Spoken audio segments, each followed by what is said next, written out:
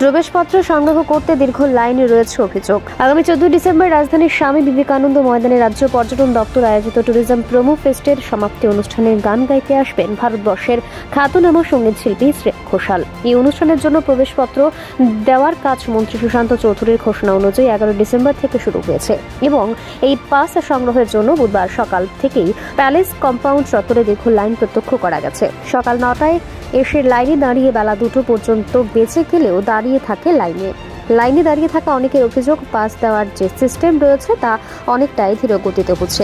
এমনকি অনেকে এসে লাইনের মাঝখানে দাঁড়িয়ে পড়লেও সেক্ষেত্রেও কোনো ব্যবস্থা নেওয়া হচ্ছে না কর্তৃপক্ষের তরফ থেকে, এমনটি অভিযোগ উঠে আসছে।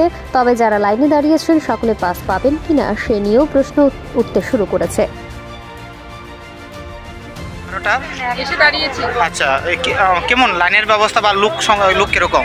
লোক আরো বেড়ে গেছে, এদের সিস্টেমেটিক ভালো না, ভেতরের ব্যবস্থা একদমই ভালো না, ধীরে ধীরে চলছে।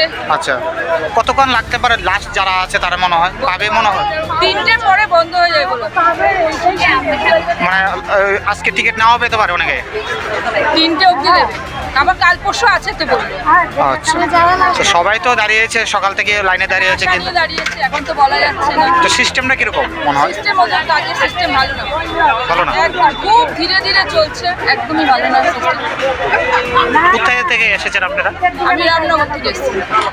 কাজের সিস্টেমটা ঠিক মানে মন মতো না, কারণ একজন পাস নিচ্ছে, এরপরে ওই গেট দিয়ে বেরোচ্ছে, তারপর ওরা গ্রিন সিগন্যাল দিচ্ছে, আরেকজন পাচ্ছে। এটা যদি ওরা একটু কেওয়াসটা মেনটেন করতো অনেক তাড়াতাড়ি পাস মানে লোকে পাস, মানে সিস্টেমটা অনেক ধীরে গতিতে যাচ্ছে। তো এটা যদি একটু তাড়াতাড়ি হতো ওটা বেটার হতো। কারোর কাছে কি আপনার এই ব্যাপারে নিয়ে কোনো আবেদন আছে? আমরা ওদেরকেই বলেছিলাম, ডিপার্টমেন্টের লোককে বলেছিলাম, তো তারা কি বলে আমরা এরকম না হলে কেওয়াস আমরা সামলাতে পারবো না।